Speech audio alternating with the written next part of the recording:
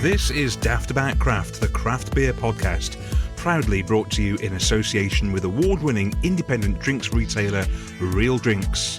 You can buy online at realdrinks.co.uk and in-store at Twickenham, Notting Hill and Maida Vale.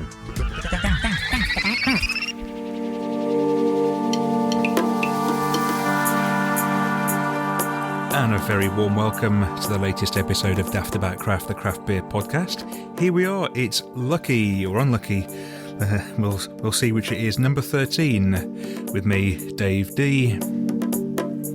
And me, Dave B. Well, how have you been since we last spoke to you? The world's changed a little bit in the last 3 weeks. Yes, we can all get cold now to have a drink, which... I don't get me wrong, I'm really glad that we can get cold and have a drink now. It's just, you realise how good it is very quickly, but you can't help but think it would have been really nice if it was the same spring we had last year, which was gloriously hot, whereas this has actually been pretty cold. As soon as it's past about 5 o'clock, it is not warm in a beer garden unless there's a heater and you're directly underneath it. Yeah, we've had blankets, we've had hot water bottles, coats, we've done a lot, but it's still... I don't know, I never really liked drinking cold beers outside in the cold, but it's better than not drinking them at all, I suppose. That's it, and you've got to think of, it's great to be able to go see these places. I think you're a bit more, as we sort of touched upon in previous episodes, you're a bit more blessed with where you can go get your craft. At the moment, the sort of best outlets in my area aren't open quite yet because they just don't have the outdoor facilities to do so. So fingers crossed, by the time you hear episode 14 next month, inside of places will be open again, and then a lot more places will be up and running, and hopefully there'll be a lot more beers to experience, not only on cans but on tap again. And it'll be really interesting to see how people's drinking habits alter over the next few weeks, because we've spent a year drinking mainly at home, haven't we?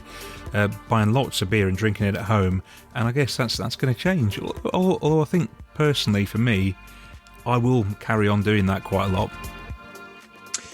Yeah, I'm with you. I think I'm sort of fundamentally wedded now to getting deliveries from home and having plenty to drink at home, but definitely once everything is back to or as close to normal as we can get, and you can go see friends and family and whatnot and get to have nice beers out and about around the country and beyond again, I am sort of chomping at the bit to do that, and I think a lot of other people are. So I can see myself ordering a bit less to have at home. Yeah, less, but it won't stop for us, and I guess a lot of other people as well. And I guess that all that might shape the way the podcast goes in future episodes as well, of course. Yeah, absolutely. We're sort of keen to do different things with the podcast because we're conscious that telling you each month what we might have had at home or what perhaps you should get in to try at home will have its place. But as we've just said, the world is going to hopefully change for the better again soon. So we'd like to know what you'd like to get out of the podcast, you know, when you're out and about listening, because you can get out and about and listen now. You know, hopefully there'll be plenty of places to go to. We've got some ideas of what we want to bring you, but if you've got ideas of what you would like to have us be sort of bringing to you as well as content, do get in touch on all our usual sort of channels. Instagram's definitely the main one, Daftaboutcraft. Send us a message, let us know, and we'll see what we can do. But as for this episode, number 13, what have we got coming up this time? Well, we've got our usual features, Brew To Me and Hype or Tripe. And we've got special guests popping in from Three Hills Brewing, who we've been really impressed with recently. Been putting out some great sours and stouts as well, so they're coming on to have a chat with us. And who else have we got, Dave? Well, we made more new friends this month. This time it was Hip Flask, and they are highlighting the many wonderful breweries up in Manchester. Both really nice guys, really passionate, and hopefully you'll enjoy what we had to say to them. And it's great because we know the big breweries that Manchester's got, but there's also a lot of smaller ones we might not know about, and these guys are helping to showcase those a little bit as well. So you can find out more about that later. But there's loads of other bits and pieces throughout the podcast as usual. It's not just one conversation. There's lots of snippets and features as we go through. And let's start off with the first one, Dave. Brew to Me. Daftaboutcraft. Yes, so if you're not familiar with the concept of Brew to Me, although I imagine most of you are by now, and if not, hopefully you'll go back and listen to all the previous Brew to Me's, as there might be some there for you to try. But the basic concept is Dave and I will find a brewery that is new to each of us. We will get one of their beers and give it a road test and see what we think. It's been very successful, actually. We've unearthed some real gems along the way. We really have. Hopefully this month will be no different. And we don't like to hold back. If we don't like a beer, we do like to say and give it to you constructively, not just say that's horrible. Although I think I did once call something brown dishwater, but we do like to keep it positive, don't we, Dave? We do, yes. It's constructive criticism if it is criticism at all. But as Dave says, we are honest with it. So hopefully they're reviews you can trust. So who's going to go first, you or me?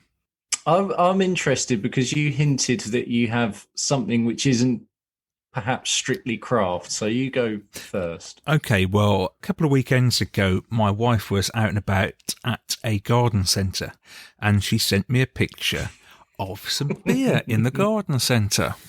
It's just a ropey sound to the start of And Go on. It was a box of 4 beers, a collection of 4 beers from the Gloucester Brewery, who I'd never, hands up, never heard of them. They've been going since 2011, so 10 years, and I've never heard of them. And there was 4 beers there in a presentation box, with a little leaflet telling you all about the brewery, and it was £15. I thought, there's one we can probably do for Brew to Me, so we'll get that pack and see what's in there. And had a little look on the website. I noticed it got a session IPA. I thought that'd be perfect. Perfect. Not in the box. Not in the box, is it? Of course, it's not in the box. I thought this is perfect to start the podcast because we can build up slowly to the bigger beers towards the end. It's not in the box. There was a sort of traditional bitter. What else was there? There was 4 9% honeycomb pastry stout. No, sadly not. No, they also do a New England IPA. That wasn't in there. There was Gloucester. There was Gloucester Gold, and I'm thinking that does sound very traditional. Nothing wrong with traditional if that's the way you want to go, but we're all craft on this podcast, really. So I picked the one that I thought might tick the most boxes, and it is. It's a can. That's a surprising start. Well, these had been in bottles, I probably wouldn't have gone for them, but they're in cans, and as you can see, it's quite attractive. Dockside Dark. Yeah, so this is called Dockside Dark, and it is a 5.2% porter, which I usually would not be kicking off the podcast with. I love a nice sour or a nice light IPA, but so Dockside Dark. A 500 milliliter can, so same size as Daya in or a bottle in Cheltenham, or indeed a bottle. Yes. So let's crack it open. Now, one of the things that sort of made me say yes to my wife's request of whether I wanted this or not was that they're a carbon, or aiming to be, I think, a carbon neutral brewery. So there's a sort of another aspect to them as well. Okay.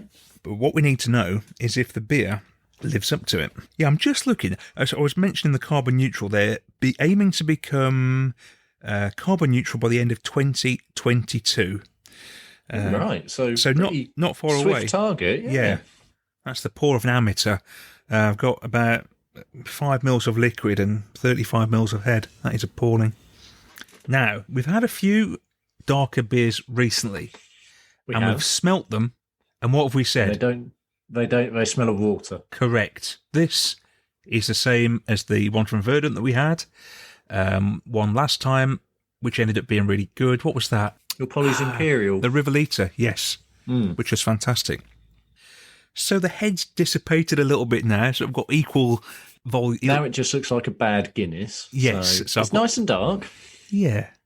Poured out quite thin, but no, I wouldn't expect this to be thick or anything. 5.2%. Let's taste it, shall we? Okay. Well, what were you promised? It's going to be smooth. Yeah. There's going to be coffee. Yeah.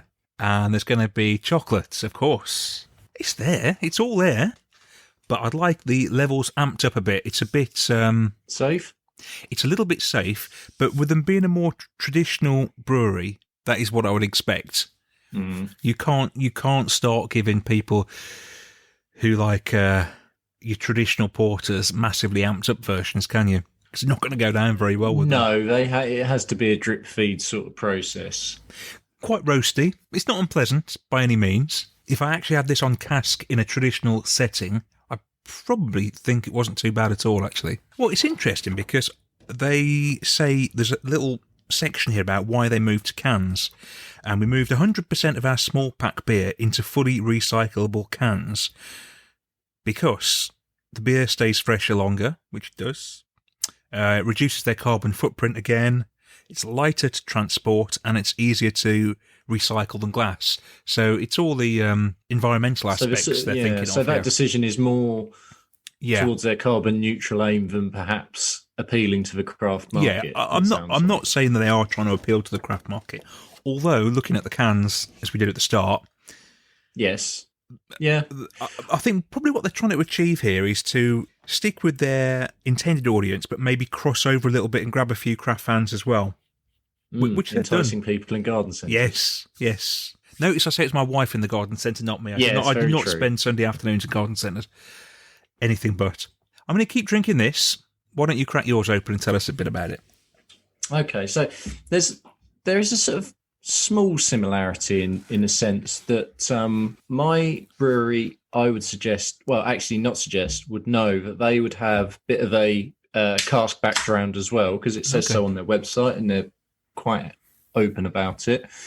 It is Fell Brewery, who have been around since 2013, but they describe themselves as a small craft brewery. They are based in South Cumbria. So they've been going a little while, obviously, sort of 8 years now. And they definitely, if you have a look on the website, there's definitely a mix of things. They've got your Northern Bitter, a lager. There's a West Coast IPA, though. And then there is what I've got, and it stood out by a country mile, which is All Right Dave. Oh, I did see that somewhere, and I thought I must get that. Yes, that's that one. Aha. So... All Right Dave is a DDH pale, well within my wheelhouse, 5.2%, and we've got a Zaka, Simcoe, and Idaho 7. So for all that they've got the cask background, you could easily just do a Citra Mosaic, couldn't you? That I would guess, would be the natural sort of first steps, or a Citra Simcoe or something. So I like the hop combination they've gone for. And with a name like that, it's got to be good, hasn't it? Looks nice. A little bit deeper in colour than I expected it to be. It's more in the orangey than the real pale yellow colour. Quite a fruity nose. Head sticking to the side of the glass. Tangerine. That bubblegum smell, which we discussed last time, that's in there as well. And where did you get this from? It wasn't a garden centre, was it? It wasn't a garden centre. No, it wasn't a garden centre. It was a far more traditional avenue for craft, an online bottle shop, and specifically Hydrology, who, if you need to get some different beers from... definitely the north of the country. That's where he's sort of, that Cumbria area. Used him for a few on here, actually. Rig and Furrow was thanks to Hydrology. It's a really good source of breweries that I've never seen before, so would really highly recommend Hydrology. But to go back to All Right Dave, it's actually quite a strong dry hop. If I was being super critical, it could do with being ever so slightly fuller. It's I wouldn't say it's thin, but it would benefit from being fuller, if that makes sense. The fruitiness gives way, and I would say the Simcoe and the Idaho 7 take over to taste, so it gets a bit drier, and then you get a dry hop on top of it getting a bit drier. You can get those DDH pales, which are really fruity, and then at the end it just dissipates into going a bit dry. This is quite dry straight away. Okay. One you'd try again? There is a lingering bit of fruitiness as well, which possibly comes from the Azaka.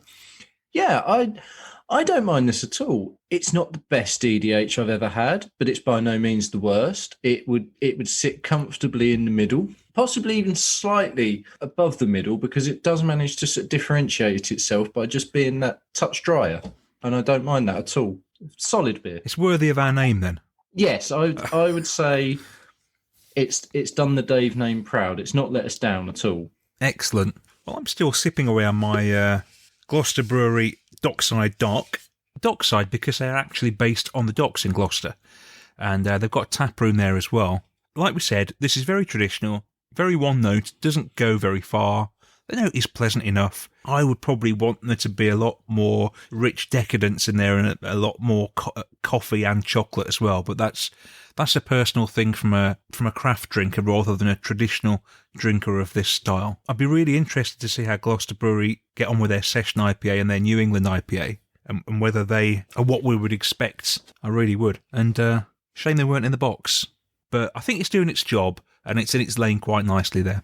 I think it's also fair to say, if you're sort of listening to this and thinking, why did you choose what you knew was probably a traditional beer? It can be done, as it's sort of been proven there, that I've had a beer which has come from a brewer with traditional roots. And I think it's worth exploring these things because a lot of breweries, and even ones I think people don't realise, have an extensive background in cask. And then it's how they adapt and move forward and whether they want to embrace craft or they want to sort of blend together or if they're going to stick to their sort of origin. And it sounds like these guys might be more sort of keen to stick with what they know than exploring that much. But I think we've got to try these breweries when they start to try to make that crossover, because we could be missing out on some great beers otherwise.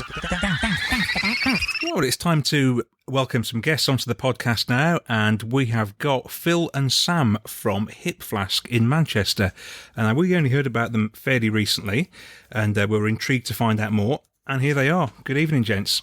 Good evening. Thanks for having us. Good evening. Not a problem. Yeah, thank you. Do you want to tell us a bit about yourself, and we'll take it from there? We've been best mates since we were growing up, and I've always been into our craft beer, but we just never had the time or the opportunity to actually make a business out of it. It's always something that we talked about, particularly down the pub. You're thinking, we should be doing this. Like, we know what we're talking about. And March came along last year, and we both got furloughed. So we thought, right, well, we're on 80% of our money. We can pay the bills. Let's see how we can go from here. The day after I got furloughed, I rung Phil and said, we've been talking about it for years, so let's go for it. And then the next day we set up the business. I think we thought it'd just be as easy as setting up the business, then we'd start selling some beers. After 2 months of jumping through hoops and red tape to get licenses, we finally managed to get a license for my spare bedroom. And then we've just gone from there, really. It was quite interesting timing, because I think it was early April when we started looking at starting the business, and then by the time we managed to get a license, it was just mid-June. So just as people were allowed the pubs again, wasn't ideal for our pub in the box. So we brought that out. That it did well, and then we've just sort of gone on from there. And then we were speaking about next ideas and next boxes.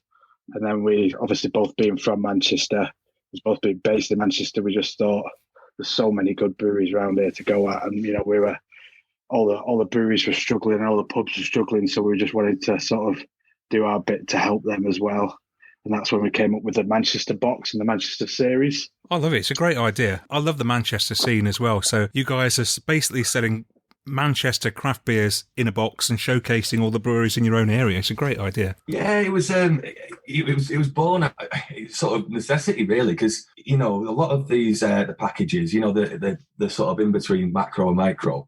They're sort of on the way up, but a lot of the ones that we work with, it's not that far off from what we want to be. People with tiny microbreweries, and most of what they were doing, prior to the pandemic was kegs. So a lot of them have just, started into canning and going from there. And we just thought, right, well, we can just showcase all of these, brilliant beers that are up north. We started selling it to friends, which was, it's great.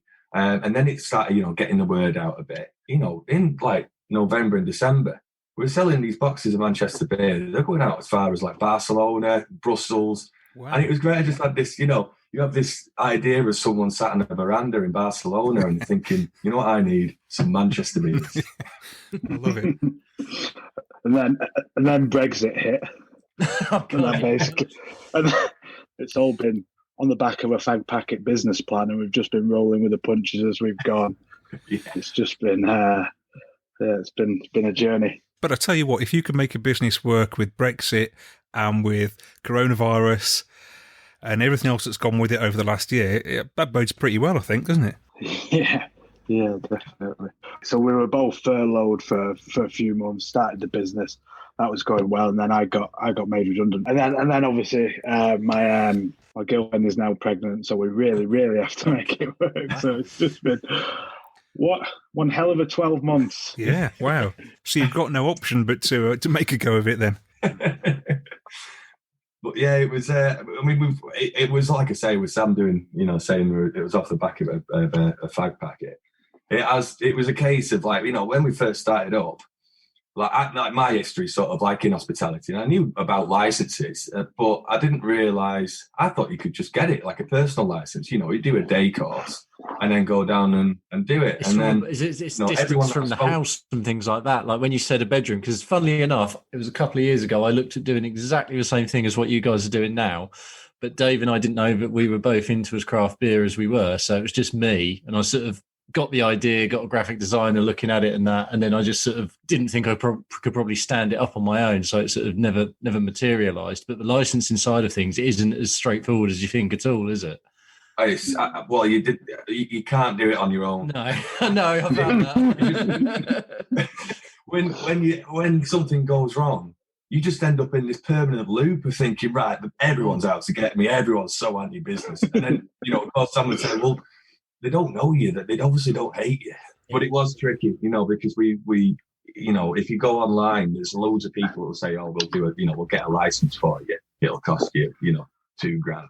And we were thinking, well, we haven't got that kind of money, and we can't justify it to our partners by saying, oh yeah, I know I'm not working at the moment, but so we thought, right, well, we'll just do it ourselves. And I think that was the best way, as in, because you learn more about, even about the licensing. So when we first initially put it in, where Sam lives now, I don't know if you've seen Shameless, but that was, which one was it, Sam? You know about that. It was the pub. So it was the Jockey pub in Shameless. Yeah. So literally where that pub was is where my house is built.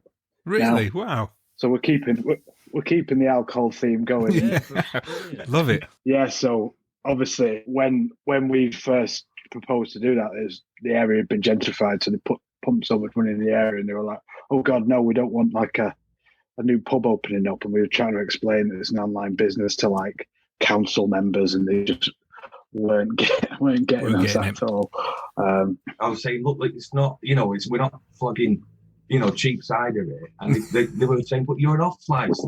And the prices of your two boxes are $35 and $38.50, I believe. Yes, right? Yes, 12. And that's 12 beers in a box. And having ordered one, and I'm currently drinking. I think Sam, you're drinking at the same time. I've got the blackjack one. Blackjack. Yeah. So I was delighted to see some breweries I knew, but I'm always more delighted to see breweries I don't know. Never had these guys before. Never had the Manchester Union. I'd looked at First Class Ale, hadn't had them. So like I was straight away. You've got all those big guys on your doorstep, and it's great to see that like people like Track have got involved with you and Cloudwater and things like that. But it looks like you're really sort of supporting everyone across the sector, and it looks like everyone's been really happy to support you as well. Yeah, definitely. I think there was definitely, around Manchester as well, there is that sort of community aspect of it, which I'm sure is the same in a lot of places, but it does seem to have this unique identity, does Manchester. And I just think everyone's really bought into it, and what we did in terms of the price point as well, and is you're looking at from sort of the craft side. Our mates who don't drink that, they're going, 35 quid. Yeah, that's very true. It's an argument, or not an argument, it's a discussion Dave and I have had many times as well. Like, oh, a can's £6. I don't blink at that. And, like loads of other people stood next to you like, £6 for one? How many I could get from Tesco's or other supermarkets for that? And you're like, yeah. We've had that so much. And it's really good with some of those smaller breweries. So like, the likes of Brightside that are in not in that particular box, but in the first box. Those guys are a really small brewery. We've ended up selling them out of like 3 of the beers, so it's just been really cool to do our like you're helping them and support these guys. Grow. Yeah, that must be really definitely satisfying. So in your current boxes, how many different breweries are showcased in there? So in the first box we did, there's 6 breweries. So there's 2 from each brewery. And it was, you know, it was almost like an introduction to, you know, to some of the craft breweries around Manchester. And again, it was, you know, it was sort of testing the water a bit and seeing, you know, how's it going to go? What's the reaction going to be like? And we got a really positive reaction. And then we thought, right, okay, let's expand that to 12 breweries in the second box. Yeah, I mean, we can just showcase so many more. And, you know, like you say, we've got the likes of Track and Cloudwater in there as well, and Pomona, which are in there, which is, you know, they're coming with such really good reputations. But, you know, we can still get them in a multi-pack here of 12 different beers. So it's been really nice, actually, to be able to put them all together, because it does, you know, aesthetically looks really nice as well. You sort of mentioned Barcelona and Brussels as like the far-flung places. I live in deepest Suffolk, and the craft scene here would be so far behind big cities. But I'd be quite interested. So, like, people in Manchester, I would sort of think of, you know, there'd be a much larger proportion of people who'd be like, oh yeah, I'm all over getting like the latest Track and the latest Pomona Island Massive Stout and things like that. But did you find you're getting a lot of people in your immediate area who are like, oh, I've never heard of these before? Yeah, definitely. With the Manchester box, we just really struck a chord, and it just resonated with so many people. And the local deliveries were just, well, they've not really calmed down. Well, we started to see a calm down now. The pubs are open a little bit, but yeah, from November when we launched the box, it's just gone crazy, really. And yeah, locally, and then like Phil says, we've had some from, you know, all over Europe. I think we had 2 in California. Wow. Yeah, we even had Liverpool and Leeds, which we were quite shocked at. So where do you take it next then? What does the future hold, do you think? And do you think you can make a go out of this as a full-time income for you both eventually? Yeah, so that's obviously the plan. So we've got, like I say, we try and keep it flexible, back of the fag packet sort of stuff. So we've got quite a few things in the pipeline. So our main next goal is to get sort of a bar cum bottle shop. We want to, once we've got a sort of physical presence, and we've got the online sales doing what they're doing, and then we've also got physical store, that's when we think, you know, Phil can go full time as well as me. And then coronavirus and lockdown has completely changed our lives. Just took us, because obviously my background was advertising, so obviously I've done a fair bit with the branding, which has been great. And Phil's been in pubs for about 12-15 years. You kind of got the whole spectrum covered between you then. Yeah, we hope so. So we think we've got a decent balance of knowledge. It's almost like we've been preparing for it for the last 10 years, but accidentally sort of thing. And we've just had so much like dumb luck with us all the way through, because like originally I was doing the social media, and I'd sort of go around a landmark in Manchester, and I'd be let down trying to get a photo of the beers next to a Mancunian landmark. And then one day I was outside the Ivy, where they've got this "We Love Manchester" sign, let down with a table from Pret a Manger and all the beers stacked up in it. And this bloke just walked up to me and went, "What are you doing?" And then I was like, "Oh, I'm just taking photos. I've got this business, blah, blah, blah." And he was like, "Oh, I do beer photography, and I've just been made redundant. Do you want me to do a few photos for you?" Wow. And then, yeah, he's was meant to be. All our photography ever since. So with dumb luck like that, it's happened all the way through. It's weird, isn't it, how, you know, coronavirus has had such a huge impact on everybody, but for some people, it's changed our lives for the better. Yeah, definitely. It's certainly, I think this would have always just been a pipe dream that me and Phil, without getting too cheesy, would have always just said, "Oh, we should have done that one day." But, you know, we've had that time to sort of pause and take stock and have a think and just go for it, really. I think it's as well, you know, like it's making it as accessible as possible. When you were saying before about, you know, did Manchester have a big uptake? And I imagine, you know, there was an uptake on the people who were already aware of the craft scene there. But I think there's a lot of people who've just been introduced to it. You know, and if you walk around Manchester, because, you know, if you compare it to, say, London, and you walk around, you could do the breweries in an hour. You know, they're on top of each other. It's incredible, really, that there's that many there. And so it's introducing people who aren't aware of what craft beer was, or, you know, like everyone, when you first start drinking beer, you just don't know, you know, what you like until you've had it. So I think it's packaging, you know, what we're doing at the moment, and putting, as many different styles in as possible and then getting it out there. Because the reaction's been great, and that's from people as well who don't necessarily have craft beer. If people want to find out more, what's the website address for them to get onto? It's hipflaskdelivery.com. But if you just put in Hip Flask Manchester, we tend to turn up. If you just want to follow us on our socials, it's Hip Flask _UK on Instagram, and then Hip Flask Delivery on Facebook. Daftaboutcraft. So big thanks to the guys at Hip Flask there. Very nice to hear what you're doing, and keep up the great work. Well, here's the music. It can only mean one thing. It's time to have a drink with us in our Drink Along With Us section. For those who haven't heard it before, Dave, do you want to tell people what's going on? So the Drink Along section is proudly brought to you in association with Real Drinks, who have been sponsoring us for the last few episodes. And the idea is pretty simple. Each episode there will be 2 or 3 beers that we get from Real Drinks. We'll have a drink of it, give you a few thoughts, but the most important thing is you have got those beers as well to have a drink along at your leisure, and then just let us know what you think of them. But the best thing is, if you want these beers from Real Drinks, you can get all 3 with 15% off by using the discount code Drink Along With Us. And for the rest of their store, you can get 10% off using the code Daftaboutcraft. So get yourself onto there, realdrinks.co.uk, and order yourself not just craft beer, but there's wines and all sorts on there. So do have a look around. Now, hopefully, as we said, you've got the beers that we've got here now. We've advertised them on our social media, and we're going to get stuck in. First one up is a collaboration, which Dave in particular is really looking forward to, between Yonder and Donzoko.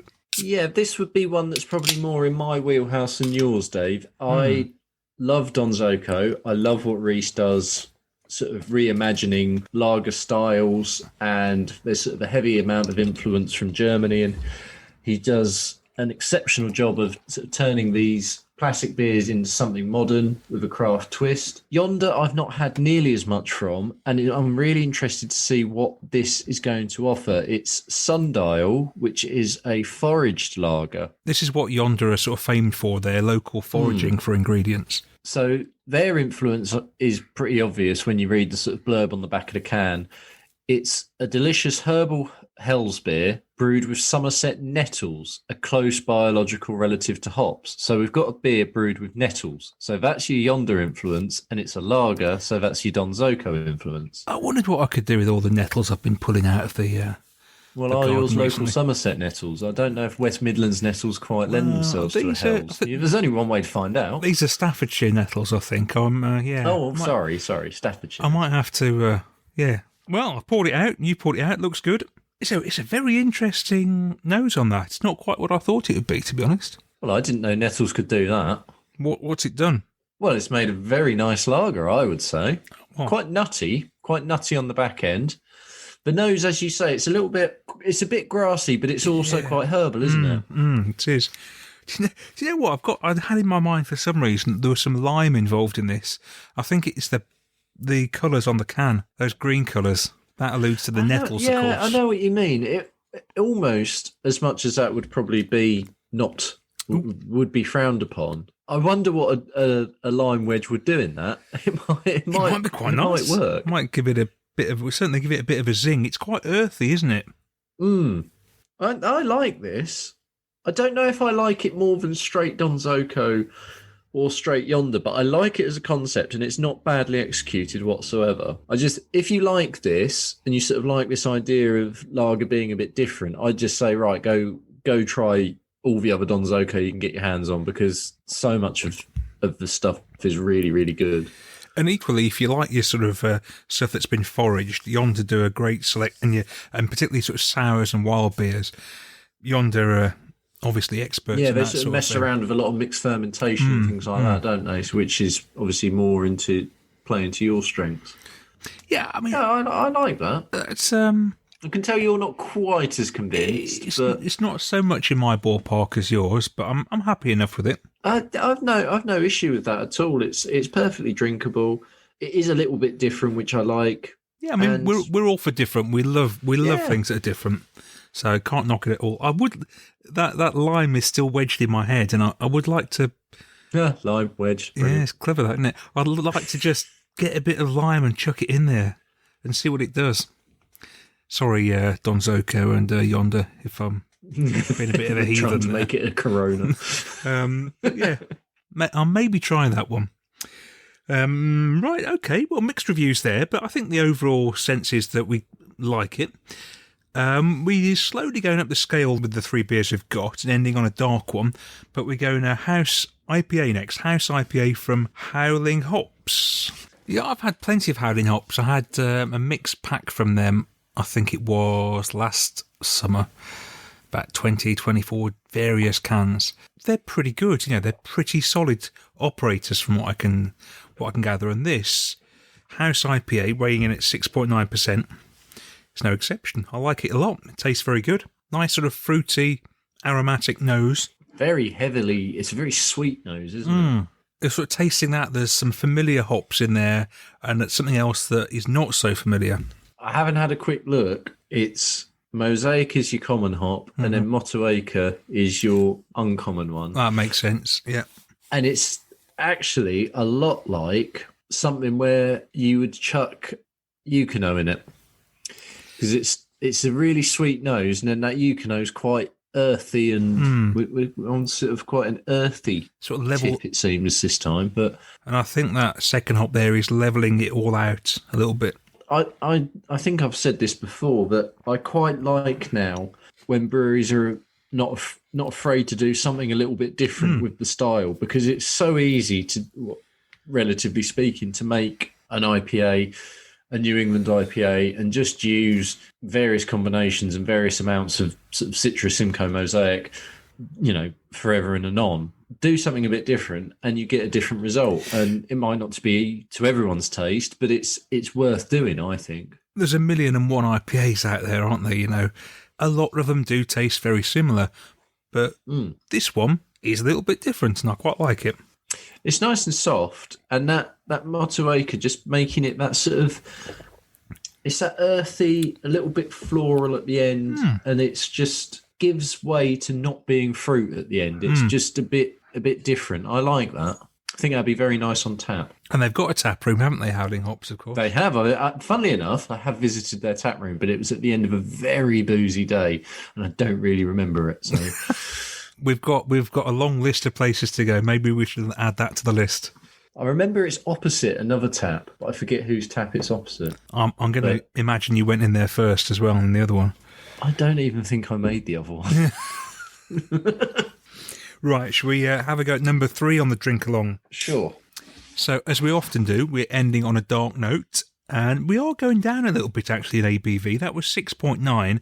Got to say, the Howling Hops doesn't taste 6.9 at all. It could easily be 5%, so it goes down very nicely, that does.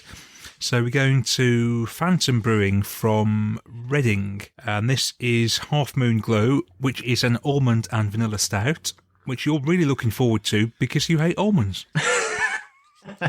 I don't like almonds, but weirdly, Phantom are one of those. I think everyone perhaps has a brewery that slipped through their radar somehow, or not radar, but they're just, people go, "Oh, you've never had?"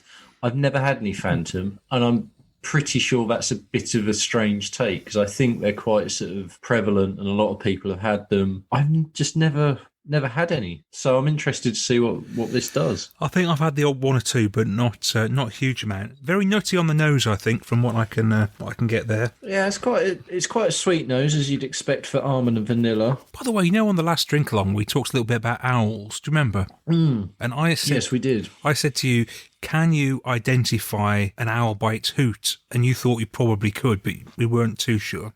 Apparently, the only owl that actually does a hooting noise, a real proper hoot, is a tawny owl. So if you hear a hooting, that is a tawny owl. But I can tell you a noise a barn owl makes. Well, it's not a hoot. But it's not a hoot. But okay, fine. And that came from the stout drinker, one of our followers, who let me know that. There was a surprising. We are doing a drink along. It's not an ornithological podcast, but there was quite a good reaction to that segment. So whether we now need to do some sort of bird call or bird spotting related bit in there. I think what it is when we throw something slight esoteric into the mix that people are not expecting it. Back to the beer anyway. Yeah, how are you finding this? Again, while I could get a few sort of nutty overtones on the nose, it was, again, as we've said a lot recently with these lower ABV stouts and porters, a little bit watery on the nose as well. The actual body of it is then maybe thicker than I was expecting because of that nose. Oh, interesting. I'm on the other end.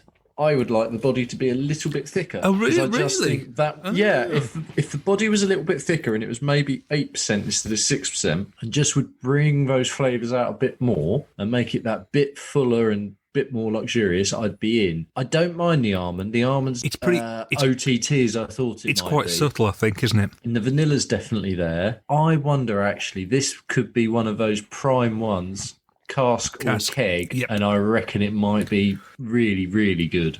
I'm not a massive cask fan, but I can see how this would certainly work on cask. I think, this coming off a hand pull, getting a really nice, big, creamy, foamy head on it, I reckon that would really work. Yeah.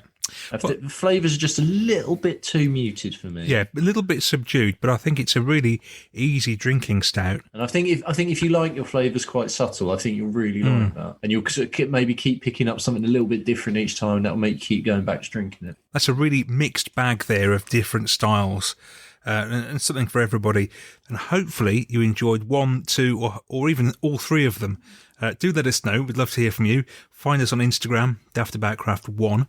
And watch out for our next drink along beers, which we shall post very soon on there. And you can grab them, like we said before, with that 15% discount from realdrinks.co.uk with the code DRINKALONGWITHUS.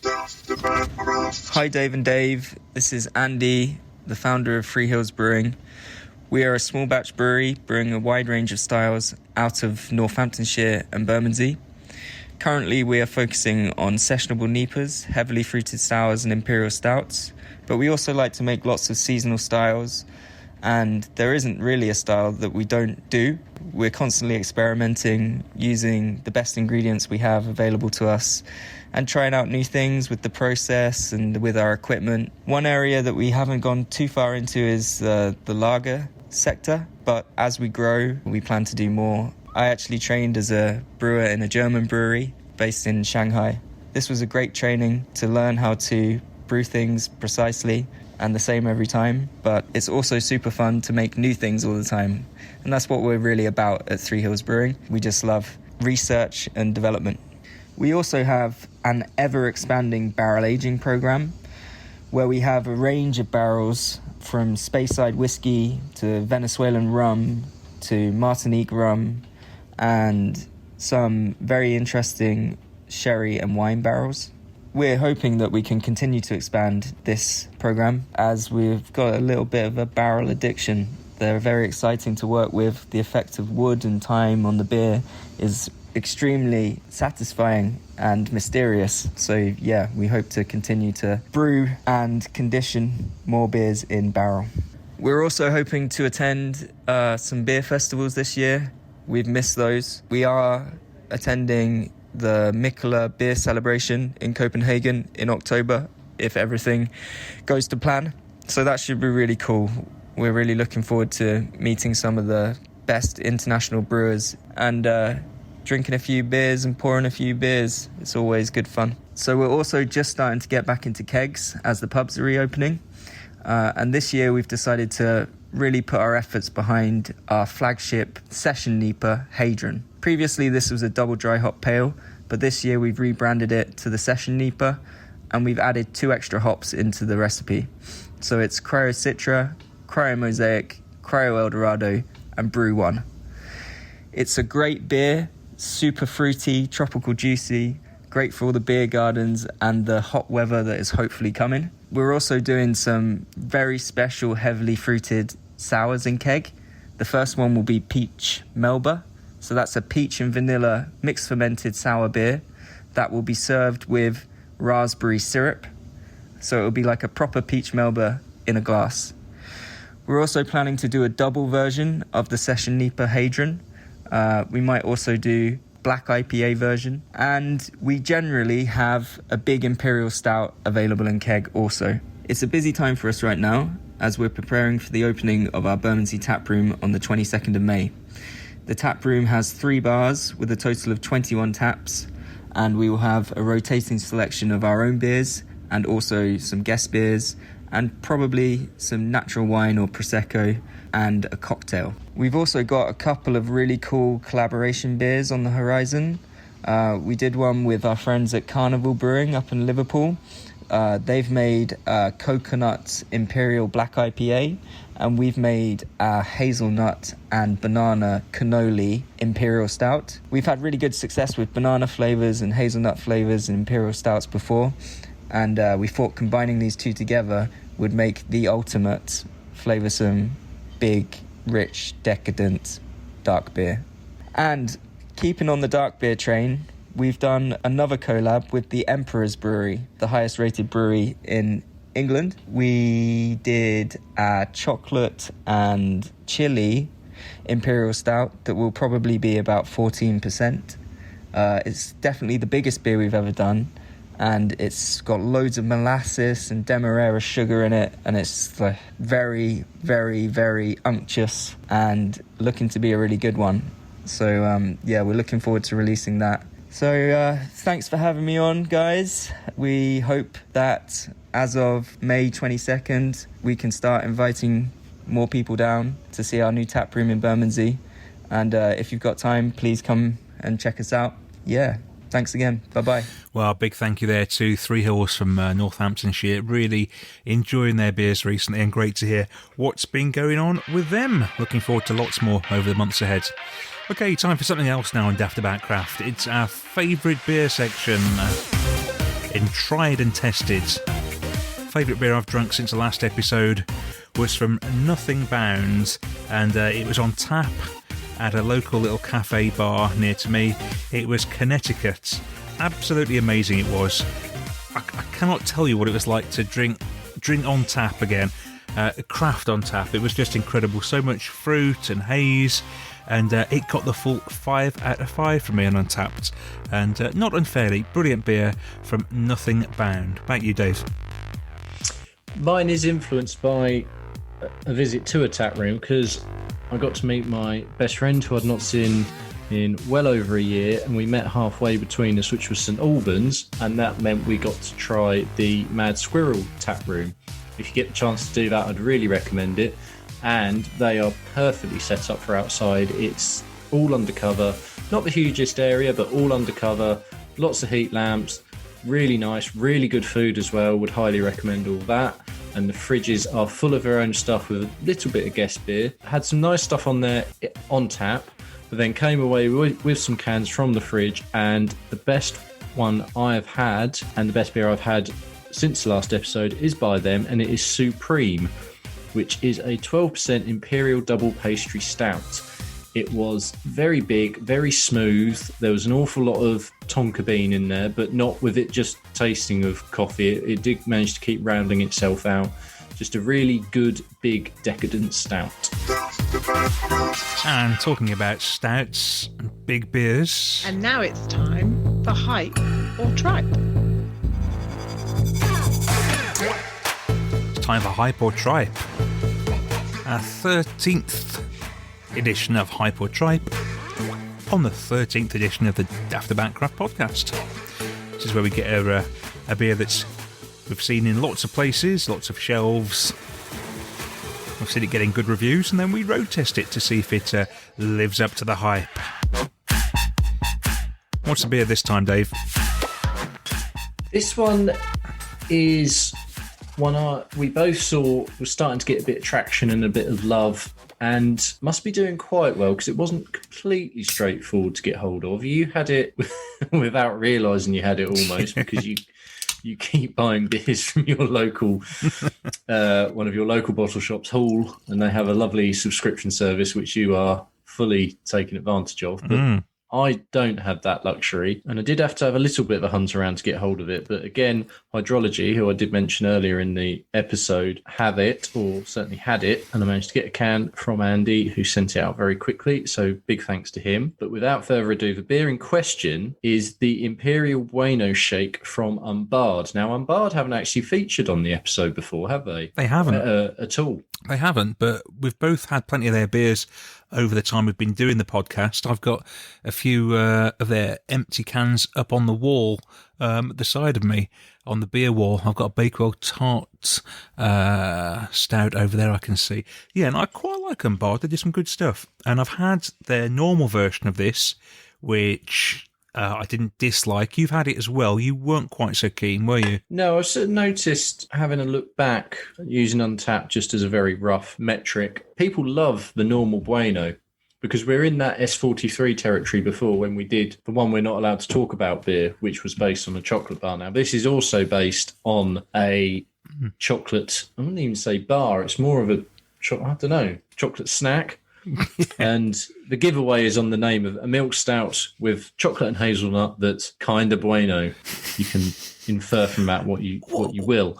But yeah, the original of this, I was way below general ratings. I wasn't blown away by it. I haven't even tasted it yet. I opened my can, which was really lively. Are you getting quite a weird smell on the nose there? Because my can was so lively, I just wiped a bit of it away because it sort of bubbled and bubbled without ever going out of control. But it was really sort of either full to the brim or getting plenty going on. And I've wiped a bit. And when you actually wipe it and it's on your sort of fingers and whatnot, once that's set, it really does smell like what it's supposed to. It smells like I've, put my fingers in melted chocolate. I was getting a slightly strange nose, but maybe that's just a lot of sweetness that's coming through. Let's find out. Let's have a sip. So the normal version is 6.2%. This is 10%. Quickly going back to the nose, though, like I say, got it on my hands, smells amazing. In a glass, there is a weird sweet smell, which I'd almost say was maple, but it's not. Yeah, I get that. But it doesn't smell at all like you'd want it to. I get that when I smell the can. I don't get it in the glass. Is there almost a weird strawberry smell? There's something going on there that I don't like very much. As I say, just on your skin, I'm not advocating like bathing in it or anything, but it all of a sudden it does exactly what it's supposed to smell-wise. I'm not keen on that smell. Let's taste it and see. I can't say I'm massively over keen on the taste either. But for you to come out that hard that quick is quite an indictment, I would say. I think I'm with you. The end of it, you get the hazelnut. I'm not writing it off or anything, and this could be me, and I've mentioned this lots of times. I find it a little bit too sweet. I don't know if I think it's too sweet. I don't think it tastes how I thought it would. And I've had it at room temperature all day, so I can't say it's coming from cold to... Yeah, me too. It's not got a great deal of body to it, has it, for something that's 10%? No, it doesn't. It was quite interesting because I was having a look on the back of the sort of ingredient list. There's a couple of hops in there, Magnum and Cascade. That's no problem. An awful lot of malts in there, and there is lactose and natural flavourings. But I wonder if we're going back to the idea of making a beer taste of something using malt rather than, say, chucking a load of what they're trying to make. The actual ingredient in there. To make it in liquid form, essentially. Yeah, what we're talking about, on one of our very early podcasts, we had a beer from Glen Affric on the Wirral, and that was purporting to be a tonics bar, and they just used malt, didn't they, to recreate it, and it was a bit of a miss for us. Yeah, I'm surprised you say there's lactose in here because I'm not sure they've got that. I don't think there can be a huge amount. But there's no end of different malts. But this can be done. You can produce that decadent chocolate flavour with just malts, because I've had plenty of beers that have done it. You don't always have to go down the adjunct road. Now, that for me, and I don't say this very often, is a miss. That's not setting off the hype alarm. Well, that is quite, sadly, not a good endorsement, because I would say of the pair of us, you are definitely more forgiving than I am. And I can't bring myself to try and save it, which is weird, because I don't mind Unbarred. And no, nor me. My expectation coming into this was it was going to be super sweet, because I actually do associate them with, they do a lot of desserty stuff, and I definitely don't think they're shy of using the lactose in beers. I often think what they do is quite sweet. I think this is sweet. Interesting. And I think that's what puts me off. It reminds me very much of a lot of those big vocation stouts at 10, 11, 12%, which I find too sweet as well. See, I would say they're sweeter for me. This, I just can't shift what is a weird taste, which is neither chocolate nor hazelnuts. There is something strange there. And I think that taste is that at the start we got that weird smell, and I think whatever that is what we're also tasting. It doesn't quite work for me. It doesn't all gel together in the way I was hoping for. It's quite light, and it's not in any way heavy like you might associate with a 10% stout. It's quite light and sort of almost a little bit sort of fizzy at the top, and I don't particularly want that. It's fizzy, and the back of it isn't rich, is it? It No. isn't smooth and luxury and sort of going down like melted chocolate or anything like that. It's a strange sort of quite a bitter taste, and maybe that's sort of roasted malt coming over. But it's not pleasant, unfortunately. So yeah, I'm with you. I think we now have our first beer on this section, which doesn't make hype. So therefore, unfortunately, has to be, in our eyes at least, called Tripe. Sadly, we've had quite a few beers that are in the middle, but I can't even put this in the middle, I'm afraid. This is just not doing it for me. But that's not to say that you won't enjoy it, because you might. It is so subjective, all of this. And just because we don't like it, and our tastes do vary quite a lot, actually. It's rare that we would both come down on the side of not liking a beer so categorically. If you see it, by all means, give it a try. I'd be really interested, actually, to hear from anybody who has tried it and liked it. And tell us why. Yeah, and also, for all that we have just said, this is not a good beer, certainly to us.